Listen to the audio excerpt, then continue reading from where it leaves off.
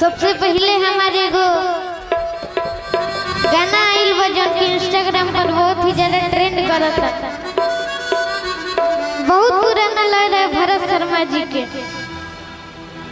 कि केसुर के गंध लेके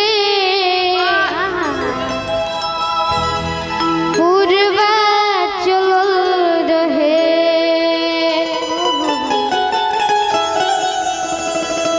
कि केसुर के गंध लेके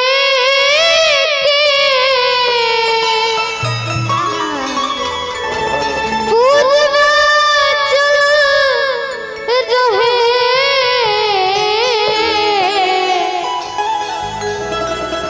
कि देखनी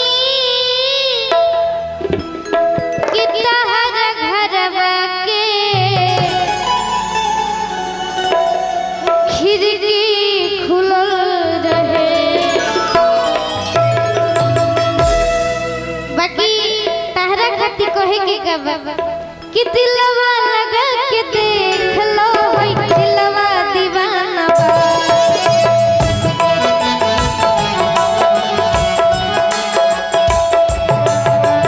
दिलवा लगा के देख लो होई दिलवा दीवाना बा।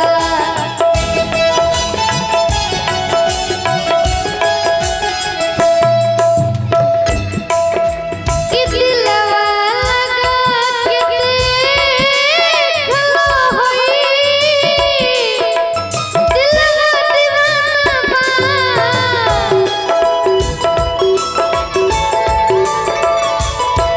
दिलवा लगा के देख लो होई दिलवा दीवाना बा। तोहरा खातिर भइली तोहरा खातिर भइली पगला बेगाना बा।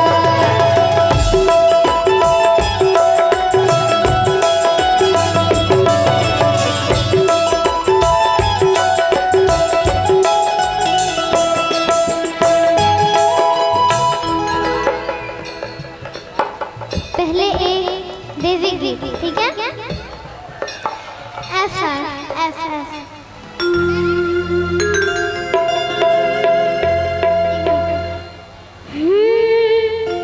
कि काका हो हमरा कि रहिया बताई दा कि बानी भूलै हमके घरे पहुँचाई दा कि ना जाने गोवा के ना एगो काली माई बाड़ी हमर गाँव हो एगो काली माई बाड़ी हमर गाँव।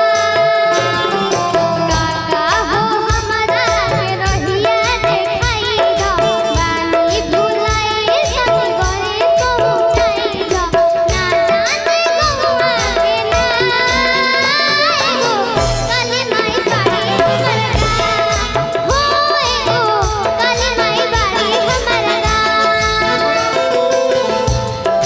काका हो हमरा के रहिया बताई दो बनी भुलाइल तनी घरे पहुँचाई दो ना जाने गोवा के ना एगो काली माई बाड़ी हमर गाँव हो एगो काली माई बाड़ी हमर गाँव।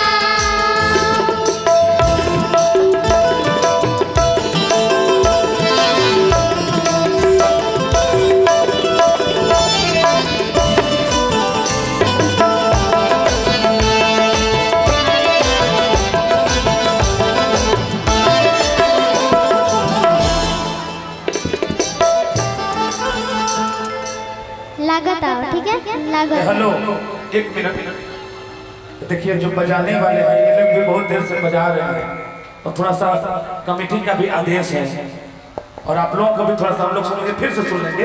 हमने सोचा था कि निशा दुबे और कल्लू का पुनर्जन्म वाला जोड़ी